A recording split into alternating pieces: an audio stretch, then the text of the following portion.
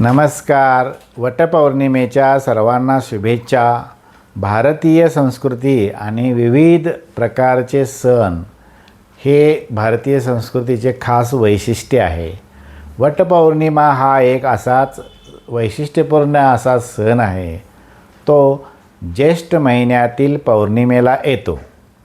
हा सण म्हणजे वडाच्या झाडाची पूजा करणे हे या सणाचं मुख्य वैशिष्ट्य आहे.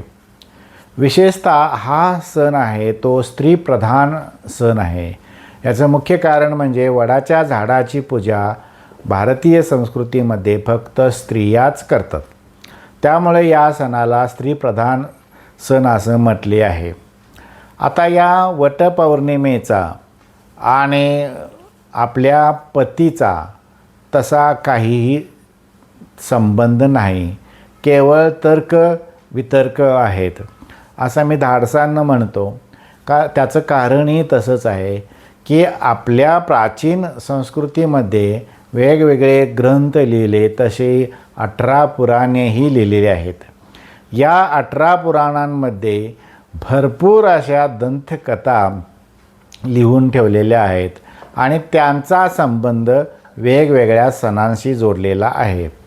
त्यातलीच एक दंतकथा म्हणजे सावित्री आणि सत्यवान. आता सत्यवानाला अल्प आयुष्य असतं आणि त्याला अल्प आयुष्य असतानासुद्धा सावित्री तिला वरते आणि ती त्याच्याशी लग्न करते आणि तिथून पुढे सावित्री नेहमी सत्यवानाला काहीही होऊ नये म्हणून काळजी घेत असते. पण योगायोगाने एकदा सत्यवान लाकूड तोडू लागला. वडाच्या झाडाची फांदी तोडत असतानाच त्याचा खाली पडून मृत्यू झाला आणि ही गोष्ट सावित्रीच्या खूप मनाला लागली. तिने यमराजाची खूप विनवणी केली, प्रार्थना केली, तपश्चर्या केली आणि माझा पती मला परत मिळू दे म्हणून तिने हट्ट धरला. तिचा हट्ट यमराजाला मान्य करावा लागला आणि परत सत्यवान जिवंत झाला. अशी ही दंतकथा आहे. मी याला दंतकथा असं म्हणतो कारण यमराज ही मुळातच काल्पनिक व्यक्ती आहे. अशा प्रकारे कोणत्याही मयत झालेल्या व्यक्तीला किंवा कोणत्याही मयत प्राण्याला जिवंत करता येत नाही. हा निसर्गाचा नियम आहे. हे विज्ञानानेही सांगितलेलं आहे.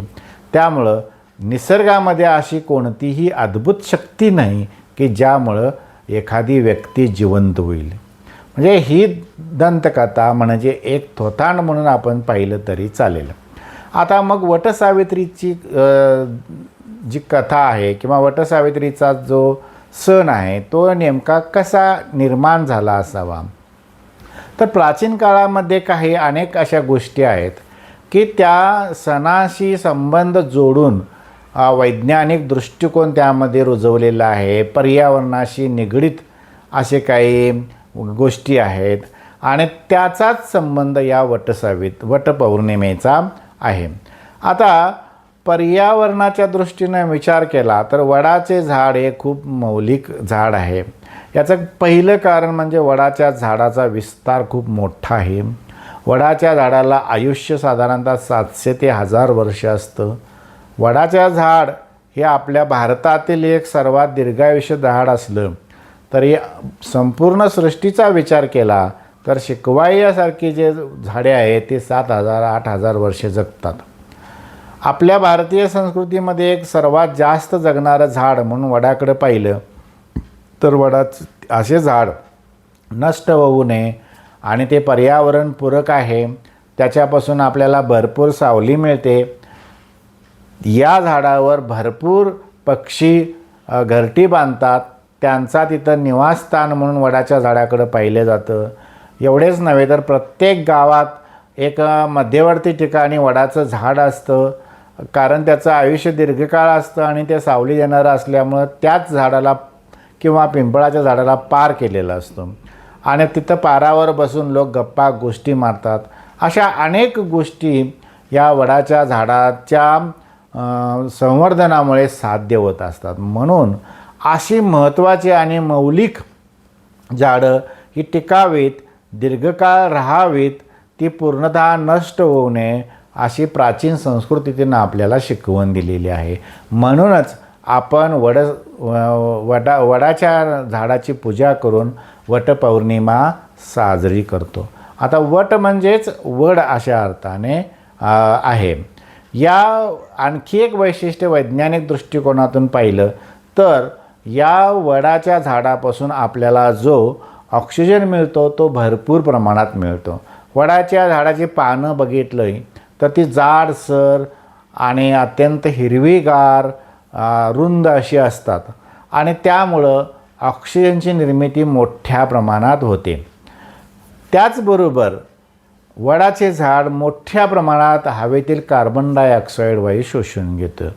ह्या त्याच्या गुणधर्मामुळे वडाच्या झाडाचं अस्तित्व टिकवणं ही आपली प्रत्येकाची जबाबदारी असते. म्हणूनच या वडाच्या झाडाची पूजा केली जाते आणि ती केव्हा तरी केली पाहिजे. म्हणून वटपौर्णिमा एका पौर्णिमेला वडाच्या झाडाची काही ठिकाणी लागणही करतात आणि त्यावेळी वटपौर्णिमा साजरी करतात. या वडाच्या झाडाचं एक हे वैशिष्ट्य झालं की त्याच्यामध्ये वैज्ञानिक दृष्टिकोन आहे. त्याचबरोबर अशा प्रकारचे जैवविविधता टिकवण्याचं कामसुद्धा हे वडाचं झाड करत असतं. आता जैवविविधता म्हणजे काय तर वेगवेगळ्या प्रकारचे पक्षी प्राणी यांचं ते निवासस्थान आहे आणि वडाच्या झाडावर मोठ्या प्रमाणात पक्ष्यांचा किलबिलाट, काही माकडांसारखे प्राणीसुद्धा वडाच्या झाडांचा आश्रय घेऊन राहत असतात. म्हणूनच निसर्गातील जैवविविधता टिकवण्याचं महत्त्वाचं काम आहे ते वडाचं झाड करत असतं. याशिवाय वड हे औषधी वनस्पतीसुद्धा आहे. वडाच्या झाडाचा जी साल असते त्या सालीचा रस काढून म्हणजे साल चांगल्या प्रकारे शिजवून त्याचा जो गरम रस तयार झालेला असतो किंवा तो लेप तयार झालेला असतो तो लेप सुजलेल्या ठिकाणी लावला तर सूज कमी होते.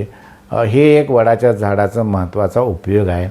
त्याशिवाय वडाच्या झाडाच्या पारंब्यापासून तेल काढतात आणि वेगवेगळ्या प्रकारच्या तेलामध्ये पारंब्यांचा अर्क उतरवला जातो आणि त्याचा उपयोग केसांच्या वाढीसाठी आणि केसांच्या निगा राखण्यासाठी चांगल्या प्रकारे होतो.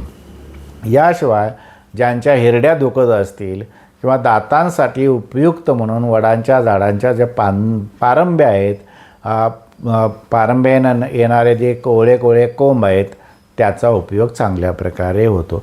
असं हे बहुगुणी बहुउपयोगी वडाचे झाड आहे. म्हणूनच वृक्ष संवर्धनामध्ये वडाच्या झाडाचा संवर्धन चांगल्या प्रकारे व्हावे म्हणूनच आपण वटपौर्णिमेला वडाची पूजा करतो आणि वृक्ष संवर्धनाची एक प्रकारचे लोकांना हमी देतो. असा या वटपौर्णिमेचा वैज्ञानिक दृष्टिकोनातून पर्यावरणीय दृष्टिकोनातून अर्थ आहे. तुम्हाला सर्वांना वटपौर्णिमेच्या शुभेच्छाच. त्याचबरोबर वडाच्या झाडाची चांगली लागवड करून ते संवर्धन करावे अशी मी अपेक्षा करतो आणि तुम्हाला धन्यवाद देतो.